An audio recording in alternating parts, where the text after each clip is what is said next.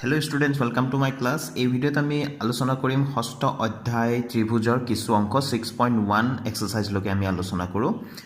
তো বিশেষকৈ এই অধ্যায়টোত আলোচনা কৰা হৈছে দুটা ত্ৰিভুজৰ সাদৃশ্যতা সম্পৰ্কে সিমিলাৰিটি অফ ট্ৰায়াঙ্গলছৰ ওপৰত ইয়াতে আলোচনা কৰা হৈছে গোটেই চেপ্টাৰটোত আৰু পাইথাগোৰাছৰ উপপাদ্যটো এটা সৰল প্ৰমাণ ইয়াতে আগবঢ়োৱা হৈছে। তো যে নহওক ইয়াৰ আগৰ ক্লাছবিলাকত আমি ত্ৰিভুজৰ বিভিন্ন ধৰ্ম সম্পৰ্কে আলোচনা কৰা হৈছে। ক্লাছ 9ত আমি ত্ৰিভুজৰ সৰ্বসমতাৰ ওপৰতো আলোচনা কৰিছিলোঁ। তো সৰ্বসমৰ অৰ্থটো কি হয়নো আৰু সদৃশ অৰ্থাৎ বা সাদৃশ্য বুলি ক'লে আমি কি বুজো? তো সৰ্বসম বুলি ক'লে আসলতে সম্পূৰ্ণৰূপে সমান আকাৰ আৰু আকৃতি সম্পূৰ্ণৰূপে একে হ'ব লাগিব, তেতিয়াহ'লে তাক আমি সৰ্বসম বুলি ক'ম। কিন্তু সদৃশ বুলি ক'লে আকৃতি একে হ'বই লাগিব, মানে দেখাত খাইলাখ একে হ'বই লাগিব, কিন্তু আকাৰ ভিন্ন হ'ব পাৰে। ঠিক আছে, তো দুটা চিত্ৰক আমি সদৃশ বুলি তেতিয়াই ক'ম যেতিয়া যদি সিহঁতৰ আকৃতি যদি একে হয় আৰু আকাৰ একে নহ'ব পাৰে। যদি আকৃতি একে হয় তেনেহ'লে আমি সদৃশ বুলি ক'ম। ঠিক আছে, তো ইয়াতে আমি দুটা বৃত্ত দেখি আছো। দুটা, এইটো সৰু বৃত্ত, এইটো ডাঙৰ বৃত্ত। বৃত্তবিলাক সম্পূৰ্ণৰূপে একে দেখাত, নহয় জানো? কিন্তু আকাৰবিলাক ভিন্ন ভিন্ন হ'ব পাৰে। যদি আকাৰো একে সমান হয়, অৰ্থাৎ বৃত্ত দুটাৰ যদি ব্যাসাৰ্ধবিলাক যদি আমাৰ সমান হয়, তেনেহ'লে আমি একে আকাৰৰ বৃত্ত পাম। তো সেইবিলাকক সৰ্বসম বৃত্ত বুলি কোৱা যাব। কিন্তু দুটা বৃত্ত যদি ভিন্ন ভিন্ন আকাৰৰ হয়, এটা সৰু এটা ডাঙৰ হয়, এনেকুৱাবিলাকক আমি কি বুলি ক'ম? সদৃশ। সৰ্বসম বুলি ক'ব নোৱাৰোঁ, সদৃশ বুলি ক'ব পাৰিম। তো ইয়াতো আমি দুটা বৰ্গ দেখা পাই আছোঁ, এটা সৰু এটা ডাঙৰ। গতিকে এইটো বৰ্গবিলাক সকলোবিলাক বৰ্গ বা সকলোবিলাক বৃত্তই কিন্তু সদৃশ হ'ব। ঠিক আছে, মনত কৰিবা। তাৰপিছত এয়া হ'ল আমাৰ সমবাহু ত্ৰিভুজ। তো সমবাহু ত্ৰিভুজ, সকলোবিলাক সমবাহু ত্ৰিভুজেই সৰ্বসম নহয়, কিন্তু সদৃশ কিন্তু চিয়ৰ হ'বই। ঠিক আছে, সদৃশ কিন্তু হ'বই।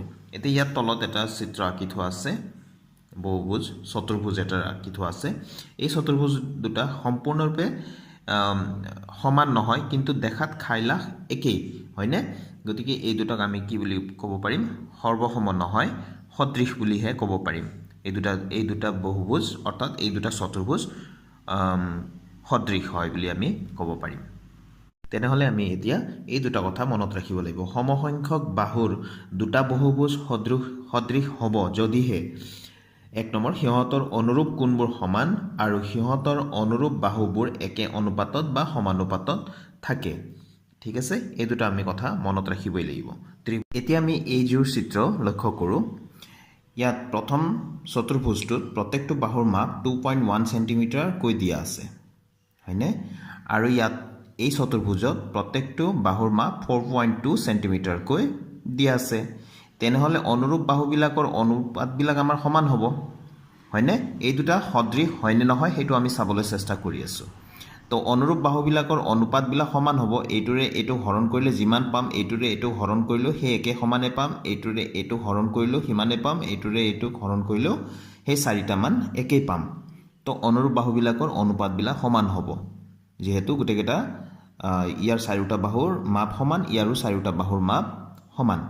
কিন্তু আৰু এটা কথা আছিলে যে দুটা বহুভুজ সদৃশ তেতিয়াহে হ'ব যদি অনুৰূপ বাহুবিলাকৰ অনুপাতবিলাক সমান হ'ব, লগতে এক নম্বৰত দিয়া আছিল যে অনুৰূপ কোণবিলাকো সমান হ'ব লাগিব।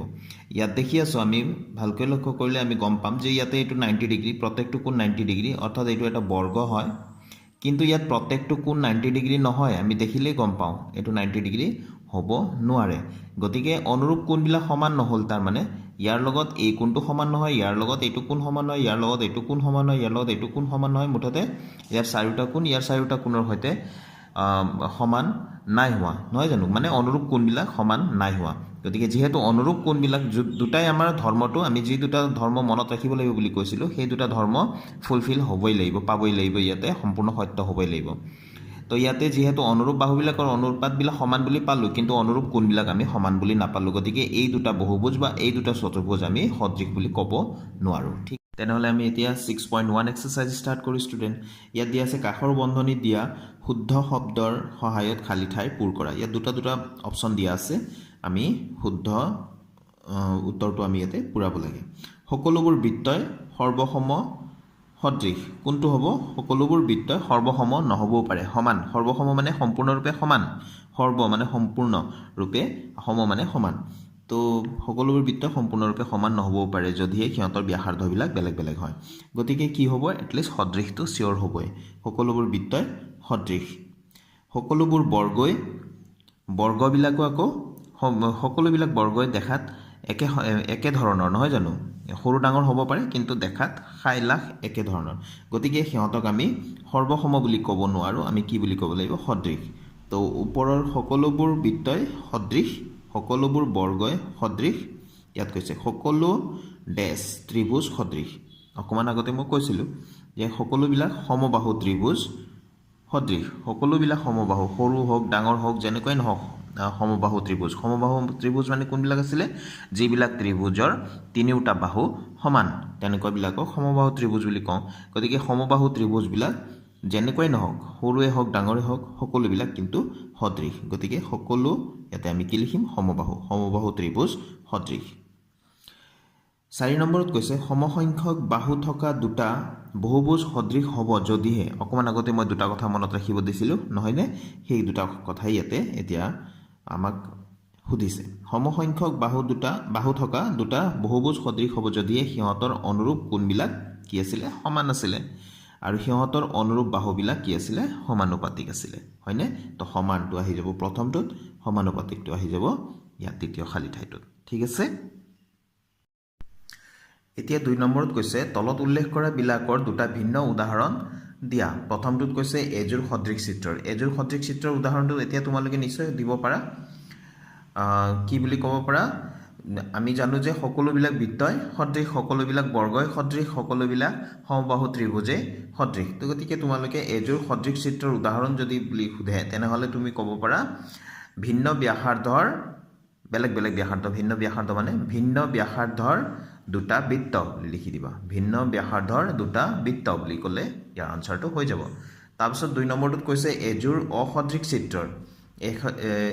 অসদৃশ চিত্ৰৰ উদাহৰণ এটা ট্ৰেপেজিয়াম এটা বৰ্গ বুলি লিখি দিবা এটা ট্ৰেপেজিয়াম আৰু এটা বৰ্গ এইটো হৈ গ'ল ইয়াৰ 2 নম্বৰটোৰ আনসাৰ এতিয়া আমি কুৱেশ্যন নম্বৰ 3 টো চাওঁ ইয়াত দিয়া আছে তলত দিয়া চতুৰ্ভুজ দুটা সদৃশ হয় নে নহয় উল্লেখ কৰা তো ইয়াতে আমি দেখিলে গম পাম অকমান আগতে আমি এজোৰ চিত্ৰ চাইছিলোঁ তেনেকৈ ঠিক সেই ধৰণে ইয়াতে চাৰিটা বাহু সমান বুলি দিয়া আছে 1.5 1.5 1.5 ইয়াতে চাৰিটা বাহু ইয়াতো সমান বুলি দিয়া আছে 3 সেন্টিমিটাৰ 3 সেন্টিমিটাৰ 3 সেন্টিমিটাৰ 3 সেন্টিমিটাৰ গতিকে এই চতুৰ্ভুজৰ চাৰিটা বাহু সমান এই চতুৰ্ভুজৰো চাৰিটা বাহু সমান গতিকে অনুপাতবিলাক আমি অনুৰূপ বাহুৰ অনুপাতবিলাক সমান পাম কিন্তু অনুৰূপ কোণবিলাক সমান হ'বনে নহয় হেতু আমি এতিয়া চোৱাটো দৰকাৰ ইয়াতে প্ৰত্যেকটো কোণ 90 ডিগ্ৰী বুলি দিয়াই আছে ইয়াত কিন্তু তেনেকুৱা ধৰণে একো নাই দিয়া হয়নে গতিকে অনুৰূপ কোণবিলাক সমান নহয় যেহেতু অনুৰূপ কোণবিলাক সমান নহয় গতিকে এই দুটা